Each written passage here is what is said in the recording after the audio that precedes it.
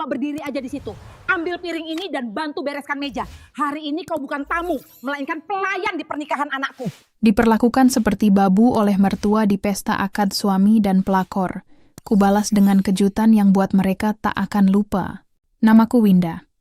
Mungkin bagi banyak orang, aku hanyalah istri rumahan yang beruntung bisa menikah dengan Dodo, seorang manajer muda di sebuah perusahaan konstruksi ternama. Kami sudah menikah 8 bulan. 8 bulan yang terasa seperti 8 tahun di dalam rumah ini. Aku tidak pernah menginginkan kemewahan. Saat kami menikah, aku hanya ingin ketenangan dan rumah tangga yang hangat. Aku mencintai Dodo, tulus. Dan aku punya bakat membuat kue. Bukan sekadar hobi, itu adalah terapiku. Caraku mengekspresikan diri. Adonan kue, aroma butter yang meleleh, suara mixer yang berputar, semua itu adalah bentengku. Sayangnya, benteng itu perlahan runtuh, terkikis oleh satu orang, Bu Hesti, mertuaku. Pagi di rumah ini selalu dimulai dengan aroma. Bukan aroma kopi segar atau roti panggang, melainkan aroma ketegangan yang pekat. Aku sedang sibuk di dapur, memeriksa pesanan kue onlineku yang pagi ini cukup banyak. Winda's Patisserie, begitu nama kecilnya, dan meski hanya berjualan lewat Instagram, rezeki selalu datang. Kamu ini, Winda, tidak malu apa? Suara Bu Hesti selalu datang tanpa peringatan setajam silet. Aku mematikan mixer yang bising agar bisa mendengar. Malu kenapa, Bu? Tanyaku lembut sambil membersihkan tepung di pipiku. Malu karena baunya. Bau mentega dan gula ini lengket di seluruh rumah. Dodo itu manajer Winda. Dia bergaul dengan eksekutif. Apa kata teman-temannya kalau mereka tahu istrinya membuat rumah ini bau seperti pabrik roti murahan? Kuemu itu hanya cocok untuk arisan RT, bukan standar keluarga kita. Aku menelan ludah. Ini bukan hal baru. Sejak awal Bu Hesti tak pernah menerima pekerjaanku. Baginya, pekerjaan perempuan harus berkelas. Atau, yang terbaik, tidak bekerja sama sekali agar fokus melayani suami dan melahirkan cucu. Tapi Bu, ini menambah pemasukan. Saya bisa membeli bahan-bahan tanpa meminta Dodo, jelasku, mencoba mempertahankan nada profesional. Bu Hesti tertawa sinis. Pemasukan? Jangan pura-pura, Winda. Tugasmu bukan menambah pemasukan, tapi menambah populasi. Sudah 8 bulan. Kamu ini kenapa, mandul? Atau memang barang rusak yang harus diperbaiki? Kata-kata itu menusuk, sedalam jarum yang menusuk adonan fondan. Barang rusak. Itulah sebutan favoritnya belakangan ini. Perdebatan soal anak menjadi amunisi utamanya. Meskipun kami sudah sepakat untuk menunda sebentar demi fokus pada kestabilan, aku hanya diam, kembali fokus menata cupcake ke dalam kotak. Berdebat dengan Bu Hesti sama seperti mencoba menjinakkan badai. Sia-sia dan hanya membuatku kelelahan. Saat Dodo pulang, aku berharap ia bisa menjadi peredam. Dulu, ia selalu begitu. Sayang, coba cicipi red velvet baru ini, kataku saat ia duduk di sofa, melepas dasinya. Dodo mengambil sepotong, mengunyahnya tanpa semangat. Enak, katanya datar. Kemudian ia meletakkan sisa kue itu kembali ke piring. Aku bicara serius, Win. Mama benar. Kamu terlalu sensitif dan soal kue, bisakah kamu menguranginya? Setiap hari aku mendengar ocehan Mama, aku juga capek. Kamu membuatku harus memilih. Perkataan Dodo menghantamku lebih keras daripada semua hinaan Bu Hesti. Ia menyalahkanku karena terlalu sensitif. Ia menyalahkanku karena usahaku. Ia memilih sisi ibunya. Perlahan, Dodo yang dulu gigih melindungiku, kini menarik diri dan sepenuhnya tunduk pada sang ibu demi menjaga kedamaian dirinya sendiri. Jadi, karena aku membuat kue dan karena aku berusaha mandiri, aku membuatmu lelah. Suaraku bergetar, tetapi aku berusaha keras menjaganya tetap tenang. Kalau begitu, aku tidak akan menjualnya lagi. Aku akan berhenti. Dodo menatapku, lega, seolah aku baru saja memberikan solusi terbaik dalam hidupnya. Bagus, istirahat saja, fokus pada kita. Nanti aku yang bicara pada Mama.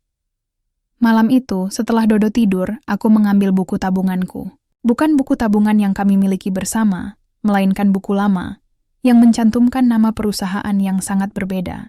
Aku memandangi angka-angka yang tersimpan di sana, aset yang tak terhitung oleh Dodo dan Bu Hesti. Aku tersenyum tipis, pahit. Aku tidak akan berhenti. Aku hanya akan membuat kue di luar rumah ini. Dan ini bukan lagi tentang kue Winda. Ini tentang Winda yang utuh. Jika mereka ingin aku menjadi wanita yang tidak bisa diandalkan, tidak berdaya, dan hanya tinggal di rumah, baiklah. Aku akan memainkan peran itu. Tetapi diam-diam, aku tahu, kebahagiaan sejati tidak akan pernah datang dari dapur yang sunyi, Tetapi dari kekuatan yang telah aku bangun lama sebelum aku menjadi istri Dodo, aku menepati janjiku. Aku menghentikan total penjualan online Winda Patisserie. Dapur kami sunyi dari suara mixer, dan Bu Hesti seolah memenangkan lotre. Ia tersenyum, meski senyumnya sama sekali tidak menyenangkan, lebih mirip seringai pemenang yang meremehkan. Nah, begini baru istri yang benar, katanya saat aku menyajikan teh di sore hari. Dodo bisa fokus bekerja tanpa terganggu bau gula. Namun ketenangan itu adalah tipuan. Di balik ketenangan yang aku berikan kepada mereka, badai yang sesungguhnya mulai terbentuk di rumah ini, badai bernama Luna. Luna adalah lawan yang sempurna. Cantik, modis, dan yang terpenting bagi Bu Hesti, seorang CEO muda yang sukses di bidang startup teknologi. Ia diperkenalkan ke lingkaran keluarga kami, awalnya sebagai kolega bisnis Dodo. Tetapi Bu Hesti secara terbuka mengelu-elukannya, menjadikannya standar baru untuk menekan harga diriku. Lihat Luna, Winda, masih muda sudah punya mobil Eropa. Kamu, bisanya hanya membuat kue yang bikin kotor rumah, sindir Bu Hesti suatu malam saat Luna diundang makan malam mewah. Aku mengamati Luna. Ia memang anggun, bicaranya berkelas, tapi ada tatapan licik di matanya setiap kali ia menoleh ke arahku. Aku merasakan alarm di dalam diriku berbunyi keras. Ini bukan hanya perkenalan, ini adalah penempatan pion. Perubahan pada Dodo semakin mencolok. Ia mulai pulang larut, seringkali setelah jam 11 malam. Pakaiannya selalu rapi, tetapi ada jejak aneh yang menempel, parfum asing. Bukan parfum mahal Dodo, melainkan aroma manis yang kuat. Ponselnya, yang biasanya tergeletak sembarangan, kini selalu terkunci dan dibawa kemana-mana, bahkan ke kamar mandi.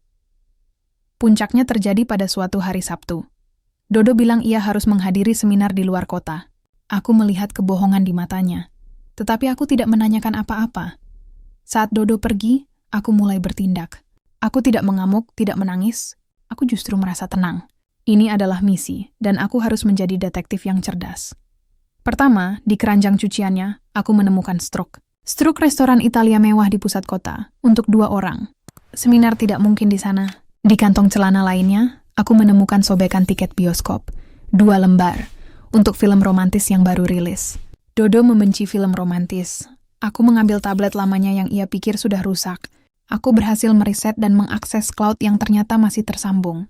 Di sana aku menemukan folder tersembunyi. Isinya, foto-foto Dodo dan Luna. Mereka memakai jam tangan yang serasi, berinisial DL. Ada juga screenshot percakapan di mana Dodo memanggil Luna dengan panggilan sayang dan janji bertemu di luar kota. Aku bahkan menemukan pemesanan kamar hotel atas nama Dodo. Tanganku tidak gemetar saat aku memegang bukti-bukti itu. Rasa sakit itu sudah berubah. Ia telah mengkristal menjadi tekad. Aku tidak lagi melihat ini sebagai kehancuran rumah tangga, melainkan sebagai sebuah persidangan, dan aku harus mengumpulkan semua barang bukti untuk menghancurkan mereka. Aku mentransfer semua dokumen, foto, dan struk ke dalam hard disk terenkripsi. Aku bahkan berhasil menemukan dan menyalin beberapa dokumen kerja Dodo yang mencurigakan, terkait proyek lama yang berpotensi memiliki kecurangan. Aku tahu, Bu Hesti dan Luna sangat terobsesi dengan kekayaan dan status. Jadi senjata terkuatku haruslah sesuatu yang bisa menghancurkan fondasi status mereka. Aku menyembunyikan hard disk itu di tempat yang paling tidak mungkin dicari Bu Hesti. Di bawah tumpukan bahan kue yang sudah tidak terpakai, di dalam kotak stainless steel bekas. Malamnya Dodo pulang. Ia mencoba bersikap manis, memelukku. Tetapi bau parfum Luna yang sama kembali menusuk hidungku. Seminar berjalan lancar, sayang? Tanyaku, memberinya senyum paling tulus yang bisa aku buat. Ya, sangat lancar. Aku lelah, jawabnya, menghindari tatapanku. Istirahatlah, kataku, mengelus punggungnya. Saat itu aku sadar. Mereka mengira aku buta, bodoh, dan lemah. Mereka akan menggunakan status sosial mereka untuk menghancurkanku. Tapi mereka tidak tahu bahwa aku, Winda, tidak sedang mencari pertengkaran. Aku sedang mengumpulkan senjata untuk perang. Aku sudah menunggu. Aku tahu, setelah pengkhianatan terkuak, langkah selanjutnya adalah pengusiran. Dan itu datang lebih cepat dari yang aku duga. Dipentaskan dengan dramatisasi penuh oleh Bu Hesti dan Luna sore itu. Saat aku sedang menata buku-buku di kamar, sebenarnya, aku sedang memastikan hard disk rahasia aman. Bel rumah berbunyi nyaring. Aku mendengar suara riuh di ruang tamu. Suara tangis dramatis, suara Bu Hesti yang histeris, dan suara Dodo yang gelisah. Aku turun. Di ruang tamu, Luna berdiri dengan gaun elegan, wajahnya berlinang air mata palsu. Tangan kirinya memegang perutnya yang rata. "Winda," kata Luna, dengan nada yang dibuat-buat sedih. Aku hamil." Bu Hesti langsung mendekap Luna, seolah Luna adalah piala yang baru dimenangkan. Ya Tuhan, akhirnya. "Aku akan punya cucu. Cucu yang berkelas, bukan cucu dari barang rusak." Bu Hesti menatapku dengan mata penuh kemenangan. Aku menatap Dodo. Wajahnya pucat pasi, penuh rasa bersalah dan panik. Ia tahu ini adalah kekacauan. Ia tahu Luna memaksakan kehamilan ini. Usia kandungan yang diklaim Luna pasti dibesar-besarkan. Aku bisa melihatnya. Tapi Dodo yang pengecut hanya bisa mengangguk pasrah.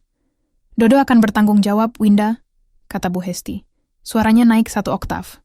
"Dan kamu sudah gagal dalam tugasmu sebagai istri. Kamu tidak bisa memberinya keturunan. Dan sekarang kamu malah menghalangi kebahagiaan anakku. Kami tidak bisa berbagi rumah lagi," teriak Bu Hesti. "Keluar dari sini, Winda. Sekarang juga.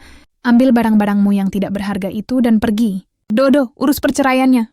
Aku diam, membiarkan semua kata-kata kasar itu tenggelam ke dalam diriku. Aku tidak mengeluarkan air mata, tidak ada kemarahan. Hanya ada rasa lega yang dingin. Mereka telah memberiku izin untuk bebas. Dodo menghampiriku. "Winda, aku mengangkat tangan menghentikannya."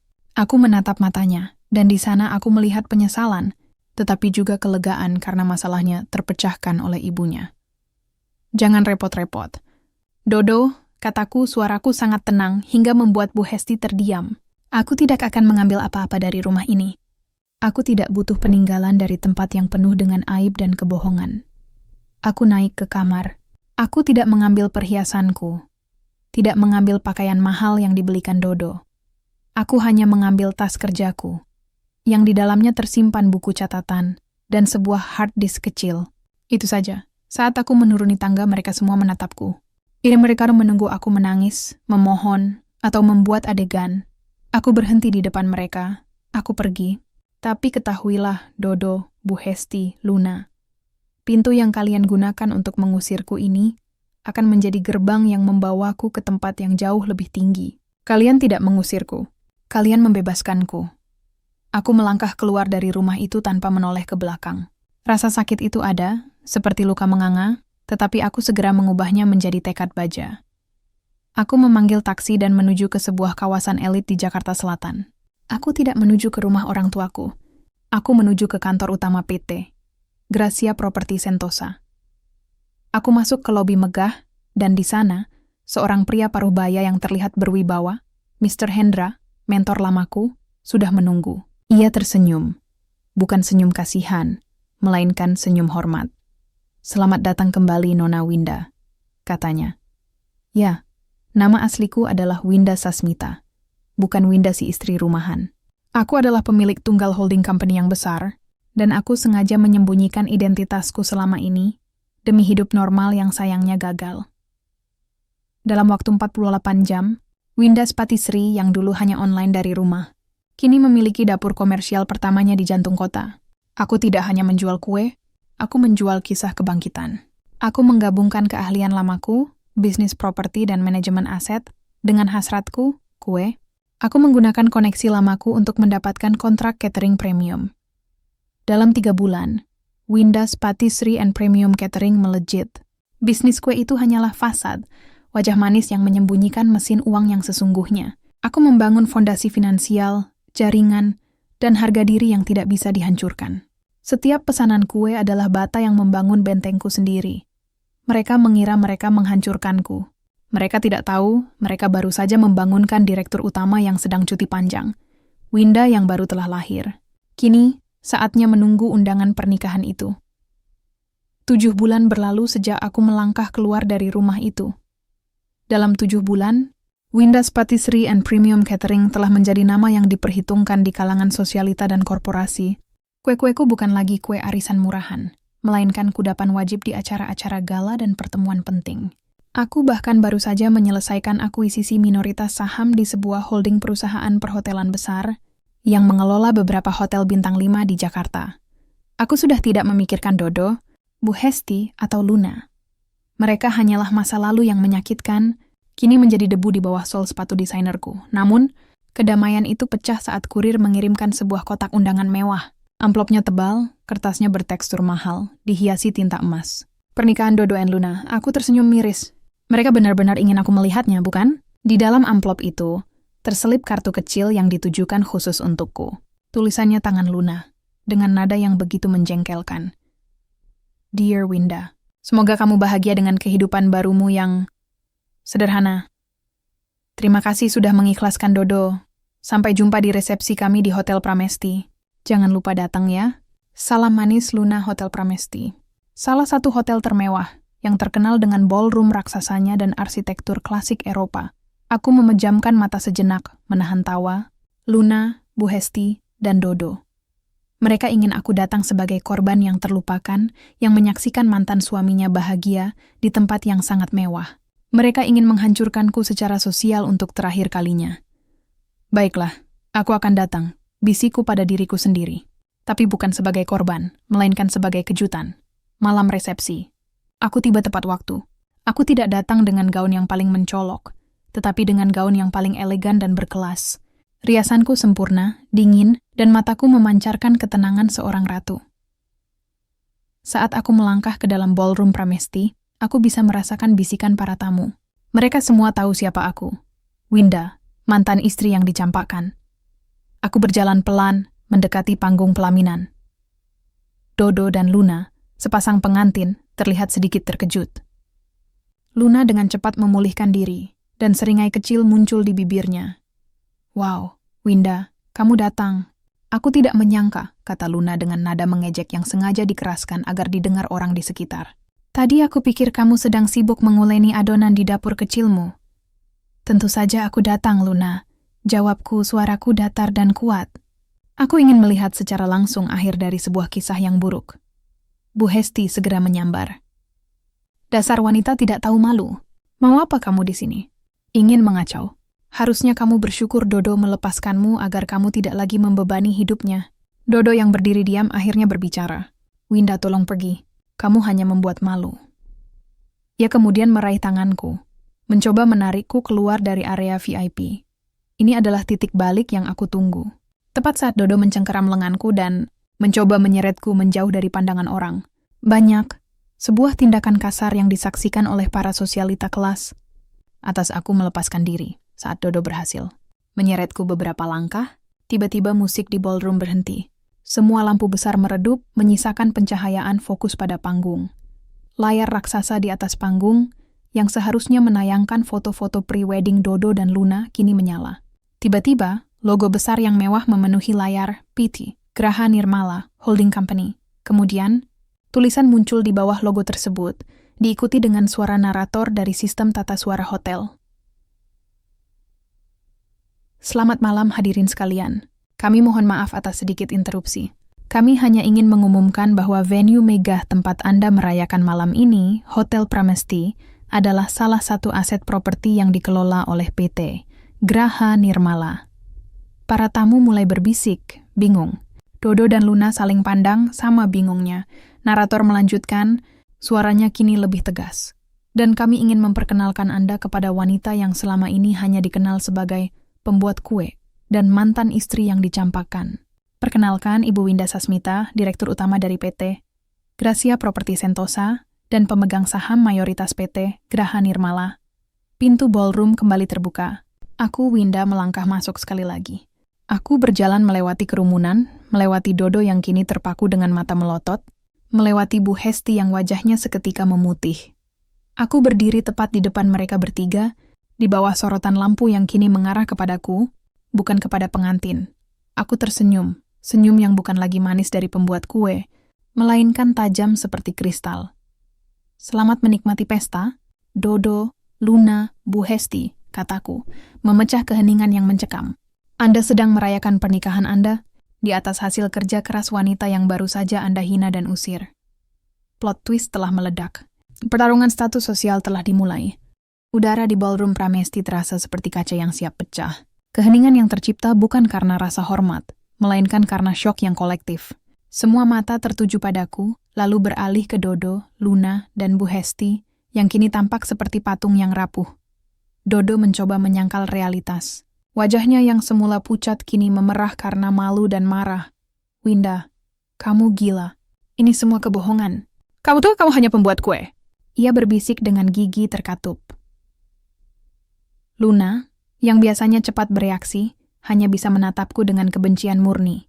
Tetapi ia tidak berani bicara karena takut memperburuk keadaan.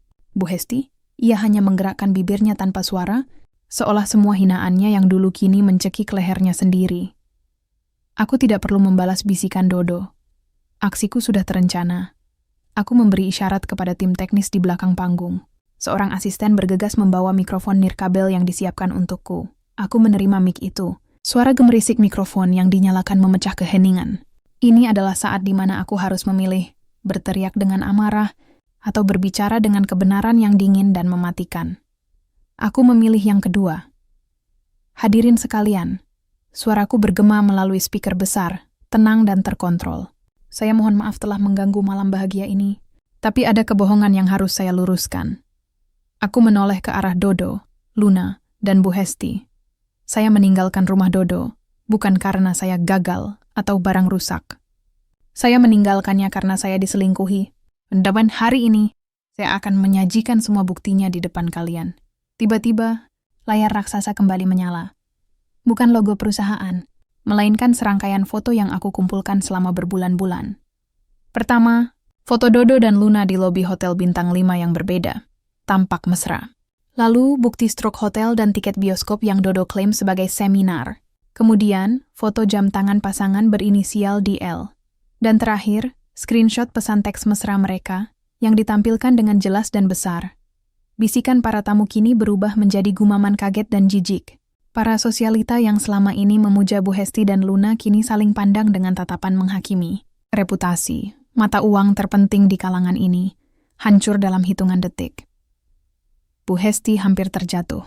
Wajah Luna berubah dari marah menjadi panik. Isi menyadari, ini bukan sekadar aib pernikahan, ini adalah kehancuran sosial total. Aku melanjutkan, suaraku sedikit mengeras saat aku menyentuh topik yang lebih serius. Ini bukan hanya tentang kesetiaan dalam pernikahan, ini juga tentang integritas dalam pekerjaan. Dodo, kamu dan Luna tidak hanya berselingkuh dari saya, tetapi juga berselingkuh dari perusahaan tempat kamu bekerja. Aku menampilkan dokumen terakhir di layar. Ini adalah bukti-bukti penyalahgunaan dana dan pemalsuan dokumen proyek lama yang saya temukan dan simpan. Dokumen ini saya kirimkan ke Dewan Komisaris Perusahaan Dodo 2 jam yang lalu. Wajah Dodo berubah total. Ketakutan yang sesungguhnya kini meliputinya. Ia tahu, kejahatan profesionalnya kini diungkap di depan semua orang. Winda, hentikan ini. Aku akan memenjarakanmu. Teriak Dodo, mencoba merebut mikrofon dariku. Aku mundur selangkah. Saya tidak takut, Dodo. Saya telah melakukan ini dengan integritas. Dan di mata hukum dan sosial, saya adalah korban yang memberikan keadilan. Tepat saat itu, pintu ballroom terbuka lagi. Masuklah 2 pria berpakaian resmi, diikuti oleh beberapa petugas keamanan hotel.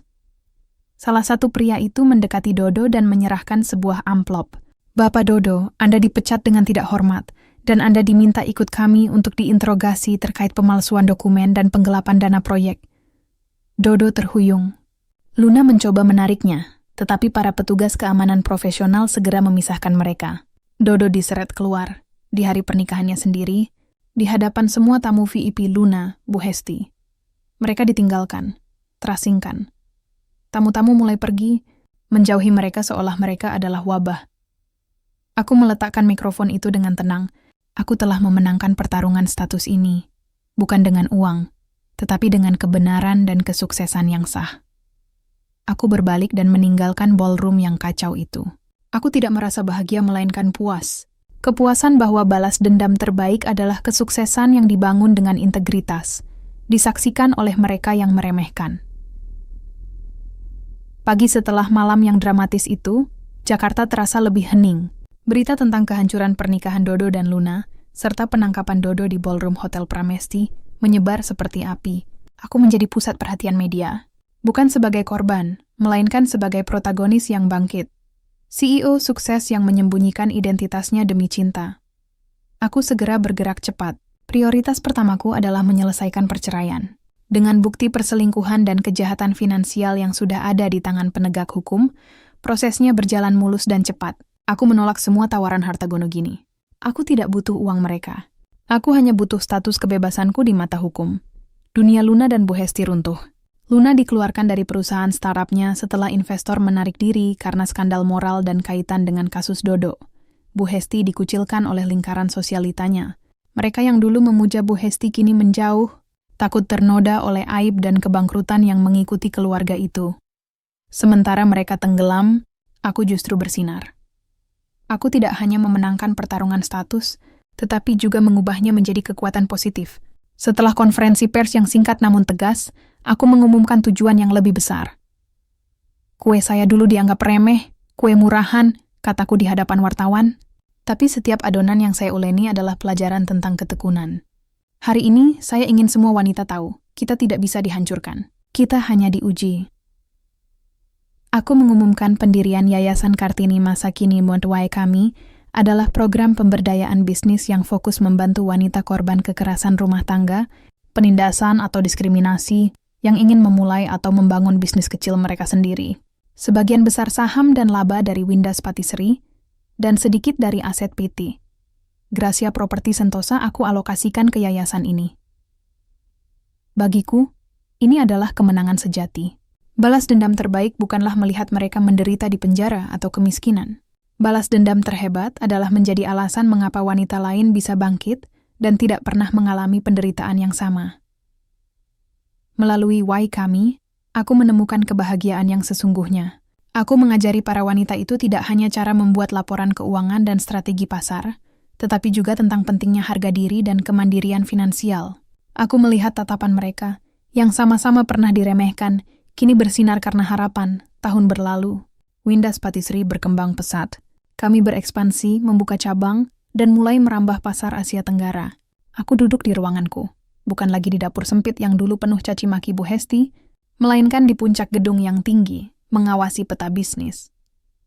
Sore itu, saat aku sedang meninjau laporan keuangan di kami, asistenku masuk. Nona Winda, ada pengiriman besar yang harus diurus untuk acara gala malam ini. Truk catering sedang bersiap-siap. Aku mengangguk. Dari jendelaku, aku bisa melihat jalanan ibu kota. Tiba-tiba, mataku menangkap sesuatu.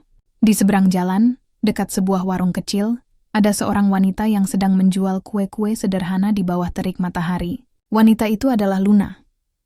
Di samping Luna, Bu Hesti terlihat sedang memarahi Luna karena pembeli sepi. Mereka tampak lusuh, kelelahan, dan terbuang dari semua kemewahan yang dulu mereka junjung tinggi. Mereka melihat truk catering besar yang bertuliskan logo emas, Winda Spatiseri. Truk itu bergerak perlahan melintasi jalan di depan mereka, sebuah monumen nyata dari kekalahan mereka. Aku tahu, setiap kali mereka melihat logoku, setiap kali mereka mencium aroma kue yang sukses, mereka akan teringat pada barang rusak yang mereka usir. Aku tidak merasa benci. Aku hanya merasakan belas kasihan, tetapi tanpa penyesalan. Mereka telah menerima karma mereka, dan aku telah menerima hadiahku. Kebebasan, kekuasaan, dan tujuan. Aku kembali menatap laporanku. Aku sudah melangkah jauh melampaui rasa sakit lama. Kukis kemenangan ini bukan hanya manis di lidah, tetapi manis dalam arti perjuangan yang terbayar.